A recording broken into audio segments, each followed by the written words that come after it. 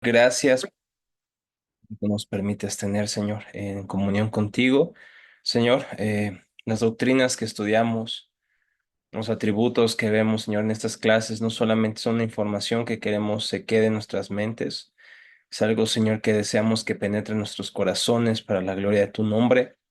Permítenos, Señor, que entre más te conozcamos, más podamos amarte, Señor, más podamos adorarte, Señor, que nuestro corazón crezca en conocimiento pero también en pasión por ti, Señor, en amor por ti, Señor. Utiliza esta clase para que podamos confiar en ti, Padre.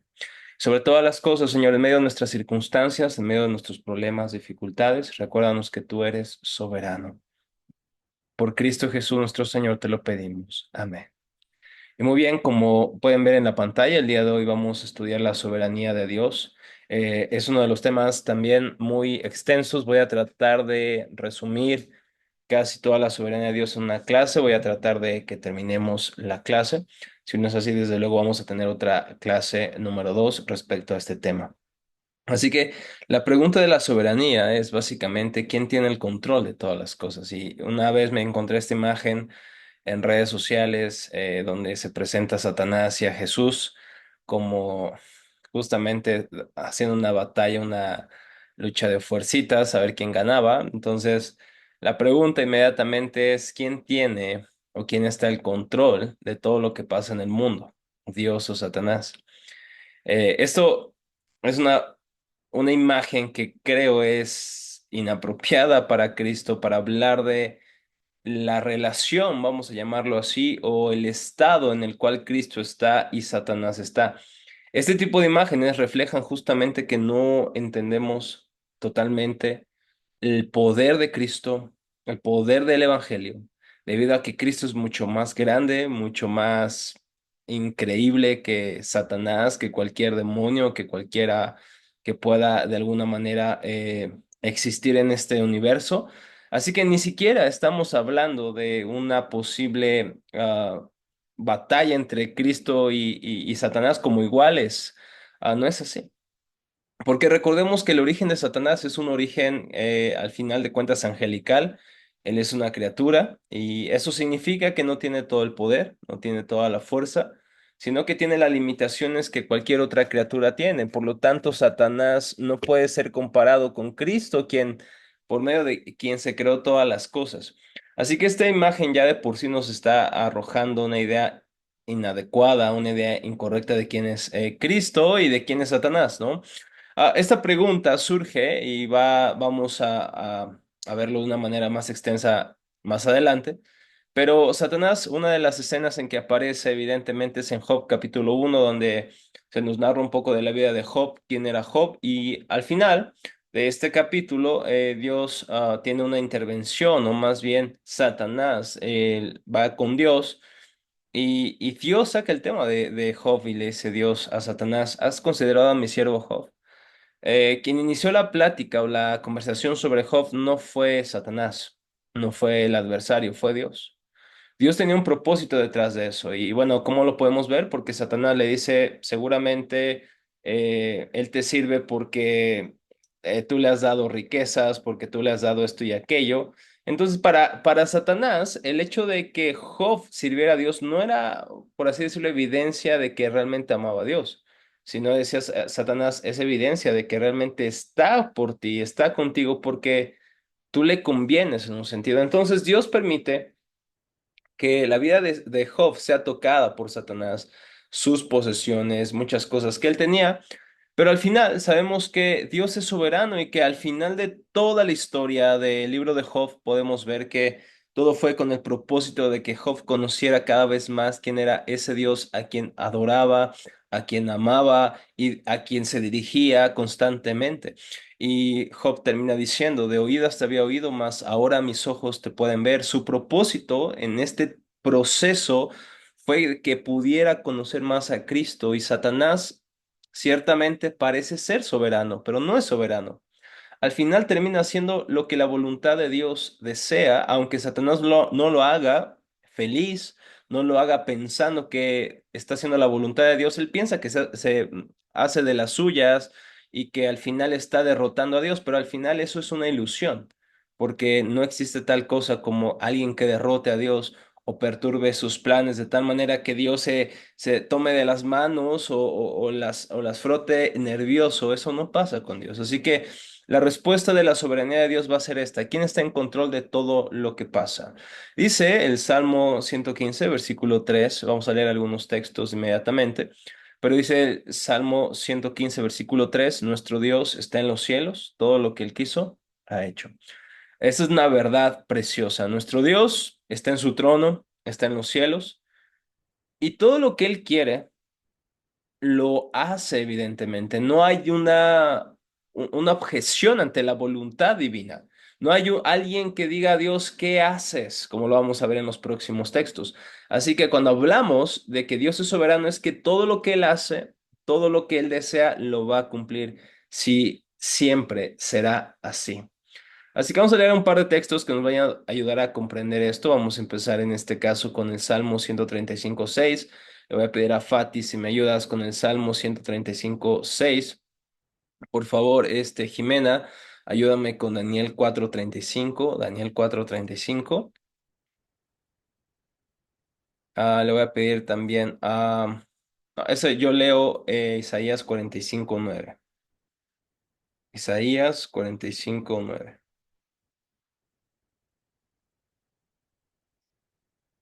Así que Fatis, Salmo 135:6, Jime, Daniel 4:35 y yo voy a leer el libro de Isaías, capítulo 45, versículo 9. ¿Lo tienes listo, Jime? Digo, Fati. Eh, sí, dice, el Señor hace lo que le place por todo el cielo y toda la tierra, y en los océanos y sus profundidades. Ok, te escuché muy bajita. No sé si tienen problemas de audio. ¿Puedes leerlo otra vez a ver, o puedes hablar a ver si te escucho? Pues sí, el Señor hace lo que le place por todo el cielo y toda la tierra, y en el océano y en sus profundidades. Muy bien. Evidentemente aquí el gobierno de Dios es muy, muy claro. En este texto todo lo que Dios hace en la tierra, en el mar, todo lo que Él quiere lo va a hacer. Gracias, Fati. Ahora Daniel 4:35, Jime, por favor.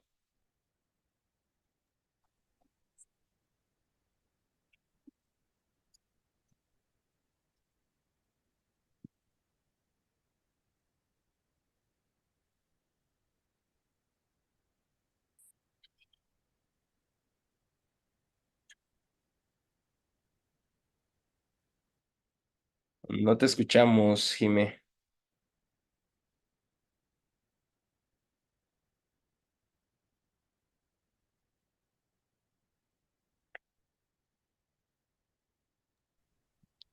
Porque estás teniendo problemas de audio, ¿verdad?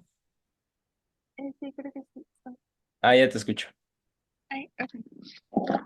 Ante ti nada podemos hacer los que vivimos en la tierra. Tú haces lo que quieres con los ejércitos del cielo y con los habitantes del mundo. Nadie puede oponerse a ti ni hacerte ningún reclamo. Wow. Estas palabras fueron de un hombre que tuvo que aprender esto a través del dolor, del quebranto, y esto es Nabucodonosor.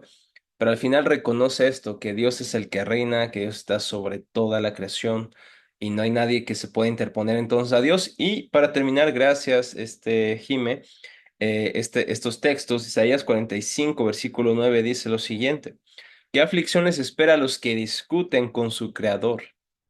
¿Acaso discute la olla del barro con su hacedor? ¿Reprocha el barro al que le da forma diciéndole detente lo que lo estás haciendo mal? Exclama la olla, qué torpe eres. Dice, ay de aquellos, qué aflicciones espera a aquellos que discuten con su creador, porque Dios sabe lo que hace. Entonces, estos textos nos ayudan a entender que la soberanía de Dios se trata de el reinado de Dios absoluto, de su señorío, de su gobierno, de su reino. Él es el soberano y justo este título de soberano se le daba a los reyes de antaño cuando se reconocía su gobierno, su autoridad, su señorío precisamente. Entonces, soberano quiere decir rey sobre todo y ahorita vamos a definir los términos a qué nos referimos con este atributo de la soberanía de Dios. En primer lugar, Fíjense lo que dice Tozer. La soberanía de Dios se presenta en la Escritura en un tono muy enfático. Se le presenta como el creador y su voluntad como la causa de todas las cosas. En virtud de su obra creativa le pertenecen los cielos, la tierra y todo lo que ellos contienen. Reviste plena autoridad sobre los ejércitos del cielo y los habitantes de la tierra, sostiene todas las cosas con su omnipotencia y determina la finalidad que cada uno está destinado a servir.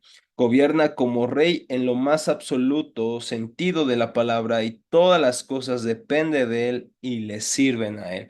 Esa es una muy buena definición de lo que es entonces la soberanía de Dios, que Dios determina no solamente el final de nosotros como seres humanos, sino de todas las cosas. Y cuando hablamos de su soberanía, reconocemos que Él es rey en el término más absoluto de la palabra. Todo lo que abarque el término reinado, señorío, soberanía, descansa en los hombros de nuestro Dios y por lo tanto todas las cosas dependen de Él, todas las cosas dependen de ese Dios que es soberano por siempre y para siempre. No hay otro que pueda, por lo tanto, quitarle ese título, solamente hay un soberano.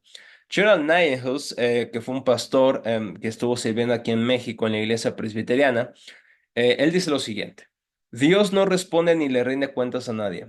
Él lo planea y lo ejecuta todo según su libre consejo, sin consultar ni pedir permiso, sin dar explicaciones. Dios es soberano, aunque nosotros no podamos explicar bien todos los aspectos de esa soberanía, ya que ello trasciende nuestra comprensión. Y me encanta el tono de adoración que viene detrás de esta definición. Porque lo que vamos a hacer ahorita es tratar de explicar mejor la soberanía de Dios, pero siempre va a quedar algo de misterio. Algo que me encanta de los padres de la iglesia, en la iglesia primitiva, es que ellos siempre tienen este tono de adoración, de reverencia, de misterio. No se creen expertos en Dios, porque nadie puede ser un experto en Dios, ni siquiera si hemos dado clase de atributos de Dios durante todas nuestras vidas, jamás podríamos decir o llegar a decir en determinado momento, yo ya lo conozco todo, ya no necesito absolutamente más conocimiento sobre Dios, porque al final lo que tenemos de Dios o los términos que usamos para referirnos a Dios simplemente son términos que no abarcan o no pueden, vamos a llamarlo así, exhaustar toda la grandeza, describir toda la grandeza de quién es Dios. Así que, en parte, estamos ante el misterio, pero lo que Dios nos ha revelado en su palabra, como lo leímos hace un rato, es verdad de que Dios no le rinde cuentas a nadie y nadie hay que le diga, oye, ¿qué haces? ¿Por qué no haces mejor esto otro? ¿Acaso no ves que esta opción es mejor que la tuya? ¿Por qué no puede haber nadie que le pueda reclamar o le pueda dar consejo al Señor sobre cómo debe manejar su creación? Porque no hay alguien más sabio, no hay alguien más santo y no hay nadie más bueno que Él mismo. Y esto que dice Gerald es importante. Esto implica entonces que lo ejecuta todo según su libre consejo. Es decir, lo que él hace es por su voluntad, no por coacción o por una, vamos a llamarle así, por una presión externa a él.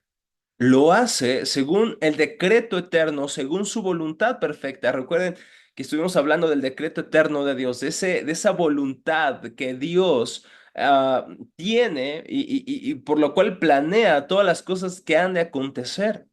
Y Dios no tiene que pedirle permiso a nadie, Dios no tiene que consultar o dar explicaciones a alguna persona, porque si Dios es Dios, Él es el creador y Señor, entonces Él es al final el estándar absoluto de todas las cosas y por eso Dios no necesita pedirle permiso a alguien, no necesita darle explicaciones absolutamente a nadie.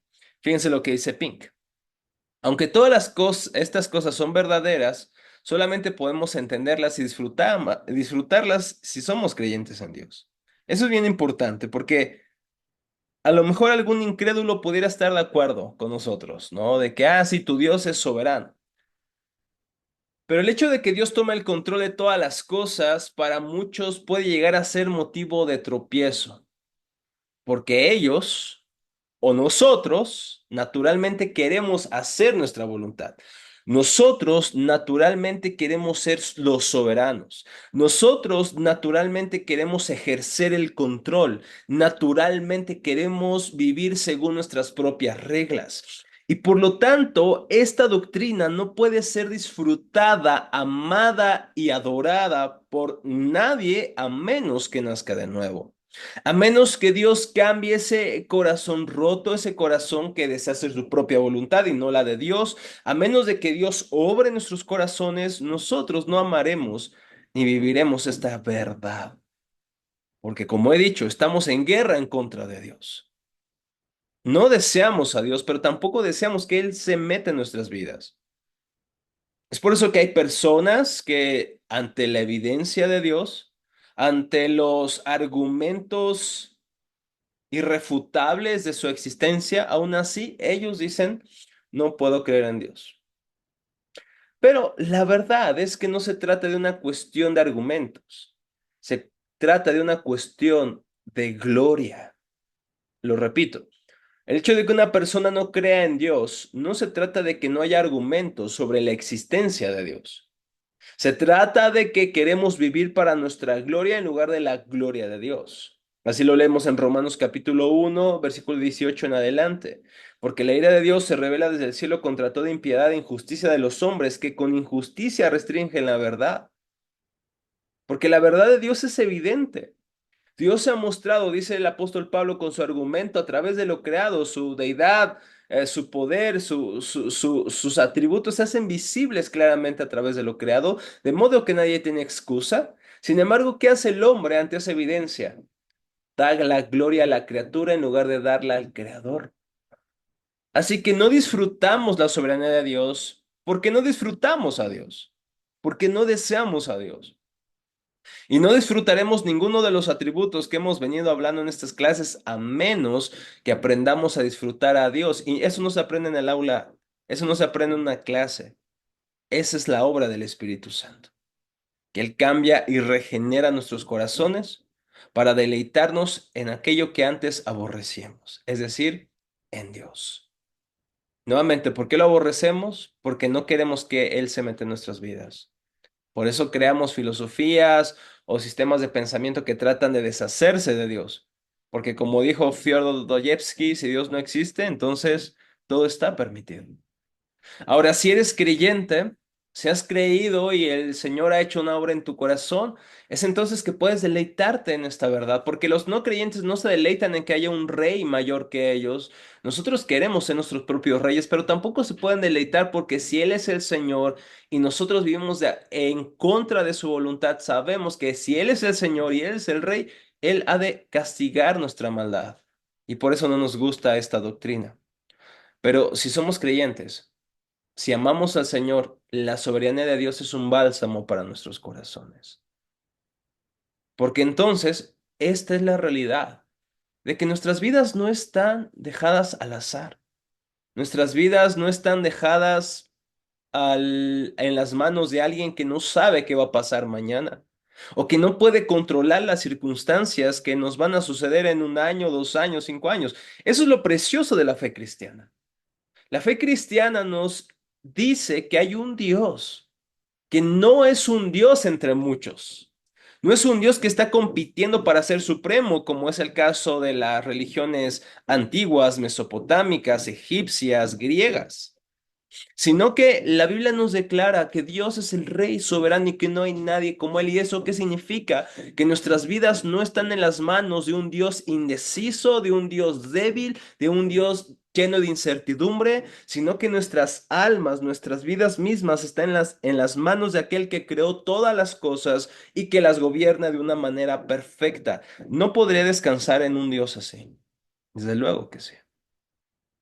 Es por eso que la soberanía de Dios es una doctrina demasiado grande, pero también demasiado consoladora para nuestros corazones. Porque honestamente yo no sé qué va a pasar con mi vida en estos días, la siguiente semana, el siguiente año, el siguiente mes, pero Dios sí.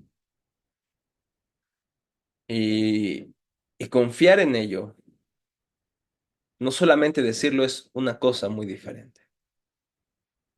Hablar de que Dios gobierna en esta clase es muy sencillo, ¿verdad? Porque estamos dando clase de teología y desde luego pues lo tenemos que enseñar, pero decir y declarar esto cuando sufriendo, cuando estoy en dolor, en una circunstancia adversa, eso es muy diferente a decirlo en una clase.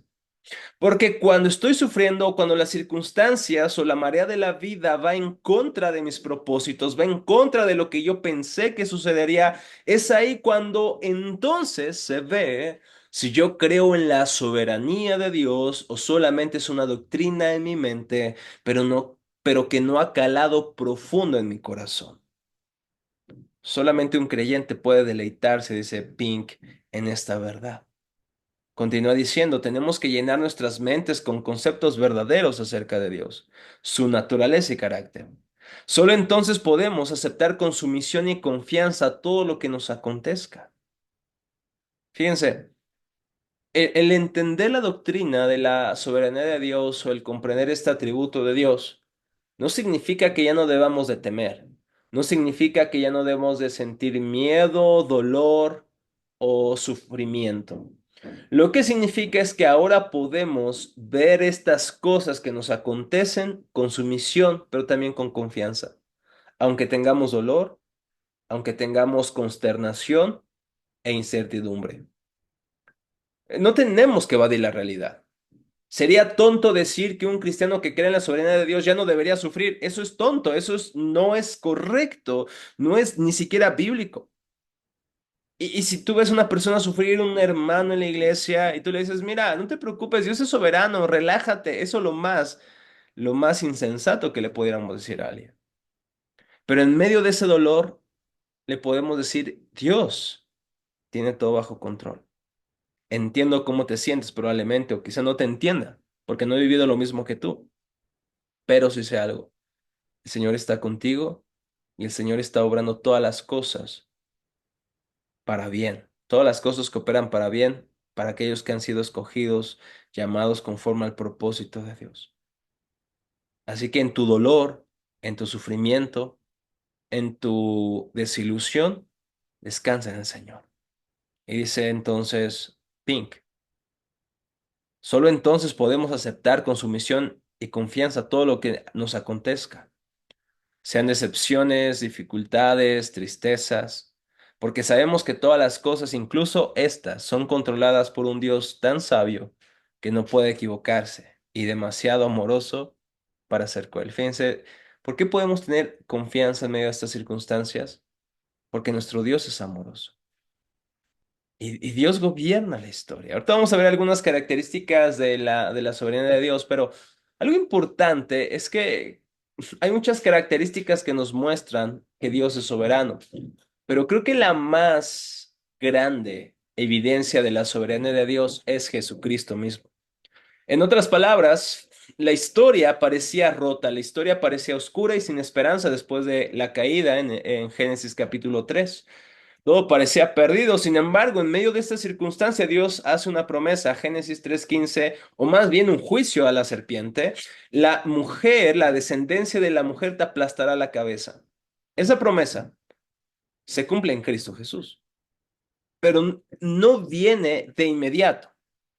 Hay un proceso, hay una historia, hay un desarrollo de la historia de la redención hasta que viene Cristo, pero quiero que noten algo, desde Génesis 3, capítulo 15, hasta el primer libro del Nuevo Testamento, algunos ahí discuten sobre Marcos, sobre Mateo, pero cuál sea el primer libro del Nuevo Testamento, todo esto se cumple en Cristo Jesús. Y quiero que vean la soberanía de Dios al controlar no solamente la historia en un sentido general, sino la historia de la salvación, de sus propósitos redentores. Y Dios controla la historia de tal manera que se asegura que Génesis 3:15 se cumpla en la era del Cristo, de cuando viene el Mesías tan prometido y anhelado. Y Dios controla todo eso. ¿Y cómo podemos estar seguros de nuestras circunstancias? ¿Qué tiene que ver esto con nuestras vidas? Porque si Dios controló un plan tan sabio, perfecto en Cristo Jesús, ¿acaso no podrá controlar nuestras vidas y los pequeños detalles de ellas? Quiero que me acompañen a Romanos capítulo 8. Ahorita vamos a leer el versículo 28, pero primero Me gustaría que me acompañara a Romanos 8. Estoy leyendo la versión Nueva Traducción Viviente. Dice el versículo 32. Si Dios, dice Romanos 8:32, si Dios no se guardó o no escatimó ni a su propio Hijo, sino que lo entregó por todos nosotros, dice Pablo, ¿no nos dará también junto con él todo lo demás? Fíjense lo que es el texto. Si Dios ya entregó a su Hijo, si Dios ya nos dio a su Hijo, si Dios ya nos entregó lo más hermoso que Él tiene, ¿acaso Él no nos dará junto con Él todas las cosas? ¿Acaso no nos dará lo que nos falta, lo que necesitamos? ¿Acaso no nos suplirá las fuerzas, los recursos para pasar las dificultades? En otras palabras, la lógica bíblica, la lógica de Pablo en este caso es que si Dios ya dio lo más hermoso, lo más grande, si Dios ya lidió con nuestro mayor problema, que es el pecado, ¿acaso Dios no nos cuidará ahora en nuestras circunstancias que son menores cuando las comparamos con el sacrificio de Cristo? ¿Acaso Dios se va a olvidar de ti? ¿Acaso Dios te puede dar la espalda? Si Él ha muerto, Cristo ha muerto por ti, ¿acaso Dios te va a abandonar ahora? No, no, aún más. Vamos un poquito atrás a leer el versículo 28. Y sabemos que Dios hace que todas las cosas cooperen para el bien de quienes lo aman y son llamados según el propósito que tiene para ellos. ¿Cuál propósito? ¿Cuál bien? Versículo 29. Pues Dios conoció a los suyos de antemano y los eligió para que llegaran a ser como su hijo, a fin de que su hijo fuera el hijo mayor entre muchos hermanos. Fíjense, dice que todos los que aman a Dios y los que son llamados conforme a su propósito, todas las cosas les ayudan a bien. ¿Cuál bien? Que seamos conformados a la imagen de su hijo. Podemos estar seguros que aún las circunstancias más oscuras de nuestras vidas, por muy difícil que parezca, Dios las guía, Dios las dirige, Dios las encamina para que nos hagan bien. A pesar de las circunstancias, Dios está obrando. A pesar del calor de la vida, del sufrimiento, Dios está transformando nuestros corazones para que seamos cada vez más hechos en conformidad al varón perfecto, es decir, a Cristo Jesús. ¿Por qué puede ser esto? Porque Dios controla la historia. No solamente la historia en un sentido general, sino la historia de la salvación. Y esa historia, en esa historia también estamos tú y yo. No como personajes principales o como los sujetos o actores principales de esta historia, sino como aquellos que sufren las dulces consecuencias de la salvación. Esto es precioso. Y termina diciendo otra vez Pink, la gente necesita escuchar estas verdades acerca de Dios. La predicación superficial y vaga no basta. Así que permítame hacer la observación de nuevo. Dios todavía vive, Él ve todo lo que sucede y saben que está en completo control. Dios está en completo y perfecto control. Una de las historias que creo nos ayuda a entender esto es sobre todo un poco la historia de José, ¿no? El soñador, vemos que José es un hombre que tiene un sueño o varios sueños donde él puede ver que sus hermanos, incluso sus padres, se inclinan ante él. Esto quizá ah, lo estaba ensorbeciendo quizá un poco. Y al final sus hermanos están, pues así decirlo, dolidos por eso, y lo venden, ¿no? Como esclavo. Lo querían matar, de hecho, pero gracias a uno de sus hermanos lo guarda, por así decirlo, lo, lo, lo, lo salva de la muerte. Y entonces lo venden y sabemos la historia, hay una gran crisis, ah, y entonces José los logra salvar a sus hermanos y a sus padres, a su padre de una muerte, de la hambruna. Y cuando ellos se dan cuenta quién era José, ellos temen por su vida, porque después de todo es a ese José a quien lo vendieron. Y el propósito de José era preservar la descendencia de Jacob y obviamente salvar muchas más personas. Pero antes de que José llegara a ser el segundo más importante de todo Egipto, él tiene que pasar ciertas circunstancias complicadas con Potifar, en la cárcel, y podemos ver cómo Dios, aun con todas estas cosas oscuras que suceden en la vida de José, Dios dirige todas las cosas para un bien mayor. Pero Dios también está trabajando en el carácter de José. Dios está trabajando a través de las dificultades, del calor de la vida injusta que parece estar viviendo José. Pero constantemente leemos en Génesis y gran parte del final de Génesis se ocupa en José y del propósito que Dios tiene con él. Y podemos ver en esas partes cómo constantemente se dice que Dios estaba con José. Dios le favorecía aún en medio de las circunstancias complicadas y es ahí donde normalmente nosotros no vemos a Dios, ¿cierto? Vemos a Dios y pensamos que Dios está ahí presente cuando la vida va bien, desde luego. Cuando la vida va viento en popa, cuando todo va conforme a lo que planeamos y a lo que deseamos sobre todo. Y ahí decimos, sí, Dios me está bendiciendo, gloria a Dios. Y otros nos ven prosperar, gloria a Dios, hermano, Dios está contigo, pero viene la enfermedad, viene el fraude, la pobreza, el dolor. Y nosotros mismos podemos estar pensando que Dios nos ha abandonado y otros nos dicen, oro por ti, porque no pensamos que Dios nos está bendiciendo a través de la aflicción, pero frecuentemente Dios nos bendice a través de ella. Frecuentemente Dios trabaja en medio de la aflicción. ¿Por qué puede hacerlo? Porque Él está en control. Él es soberano. Las piezas del universo no se mueven al azar y tampoco las piezas de nuestras vidas.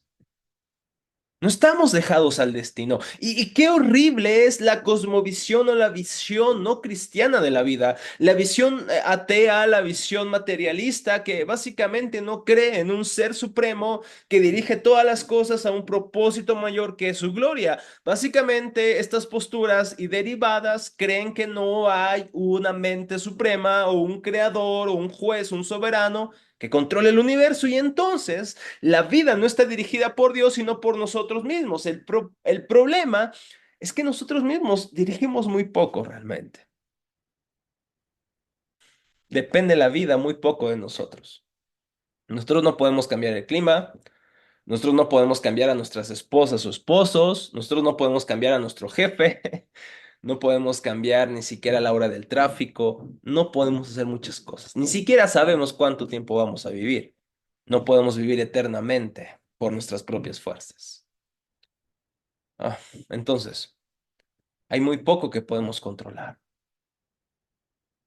Y cuando estoy sufriendo, entonces, con una visión materialista de la vida, con una visión naturalista de que no hay nada sobrenatural, esto es realmente desconsolador. Y me lamento por las personas que abrazan este sistema de pensamiento tan fatalista, tan dirigido por el azar. Pero el cristiano tiene de sobra para regocijarse en el Señor. Y nos lo muestra perfectamente la vida de José, cuando sus hermanos se dan cuenta quién era José, cuando José se revela a sus hermanos, ellos se dan cuenta que están rotos. Ellos se dan cuenta que están ante aquel que le vendieron, ante aquel que traicionaron. Y dicen, ya valió, aquí quedamos. José llora y José les dice, hermanos, ustedes planearon esto para mi mal, pero Dios lo encaminó para bien, para preservar la vida de muchos. Esta afirmación de José es asombrosa, porque cuando tuvo que aprender José para llegar a esta conclusión. Imagínate a José guardando tu corazón, tu cuerpo para Dios, y que en lugar de ponerte en un lugar de preeminencia te lleven a la cárcel. Mm, yo no sé qué hubiera hecho, qué hubiera pensado sobre Dios. Quizá probablemente en mi ser estuviera pensando que Dios es injusto después de todo, porque mira aquel que se guarda, aquí está en la cárcel. Después de pasar tiempo en la cárcel, ¿cuántas noches José no se preguntaba qué significaban esos sueños? ¿Por qué si yo he renunciado a desobedecer a Dios y yo he renunciado a obedecer mis apetitos carnales, entonces, ¿por qué Dios permite que esté aquí? Pero Dios le seguía dando gracia, Dios estaba con él. Lo prosperaba, aunque las circunstancias decían lo contrario. ¿Por qué? ¿Por qué no pensamos así de José y de nuestras circunstancias? Porque la prosperidad, según nuestra definición, es cuando todo va bien. Pero la prosperidad, el éxito a la luz de las escrituras, no es cuando todo va bien, es cuando todo me lleva a ser más como Cristo.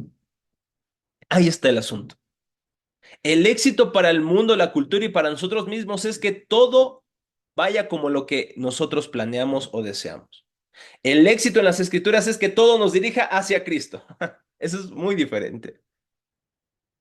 El éxito es diferente a la luz de las escrituras. Y no está mal el prosperar económicamente, no está mal tener salud, no está mal que las cosas vayan bien, pero no solo ahí está Dios. Dios también nos está prosperando cuando está utilizando las circunstancias más complicadas de nuestra vida para esculpir la imagen de Cristo en nosotros.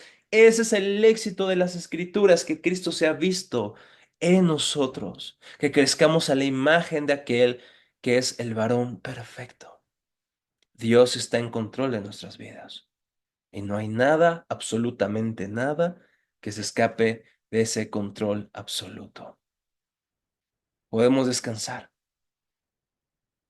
Y yo les decía, para terminar, que no hay evidencia más grande de la soberanía de Dios que la venida de Cristo. ¿Por qué? Porque es un propósito desde eterno, pero que en la historia entra en Génesis. Y algo bien curioso, o no curioso, sino asombroso, es que José es preparado ¿para qué? Para preservar la simiente de Jacob, que a la vez era la de la simiente de Isaac, que a la vez Isaac venía de Abraham, Abraham más atrás, atrás, atrás, hasta Noé, y Noé, Adán, Adán, Noé, Abraham, Isaac, Jacob, Judá, David, Cristo. No sé si comprenden lo que trato de decir. Que Dios levantó a José para preservar a la simiente prometida de la cual vendría la liberación de nuestros pecados, es decir, Cristo Jesús. Por eso les puedo decir que la evidencia mayor de la soberanía amorosa del Señor, de su cuidado paternal, es enviar a Cristo. El pueblo de Israel fue perseguido, la descendencia de la mujer fue amenazada con la muerte innumerables veces, cuando querían matar a los niños varones en Egipto, cuando Naamán quería destruir el pueblo de Israel, cuando la hambruna amenazaba con destruir la simiente de la mujer en Jacob. A pesar de su Dios, controló la historia, Dios preservó a su descendencia hasta que viniera aquel en el cual se cumplen todas las promesas, profecías y tipos del Antiguo Testamento. A Dios sea la gloria por siempre. Que el Señor nos guíe a adorarlo más a través de esta clase, que el Señor nos ayude a amarlo más y la próxima semana y veremos las características de la soberanía de Dios. Que el Señor les bendiga, que tengan una excelente tarde y que podamos nosotros confiar en ese Dios que nos ha dado a todas las cosas en Cristo Jesús. Si no escatimó a su propio Hijo, ¿acaso no nos dará junto con él todas las cosas? Gloria sea al Señor.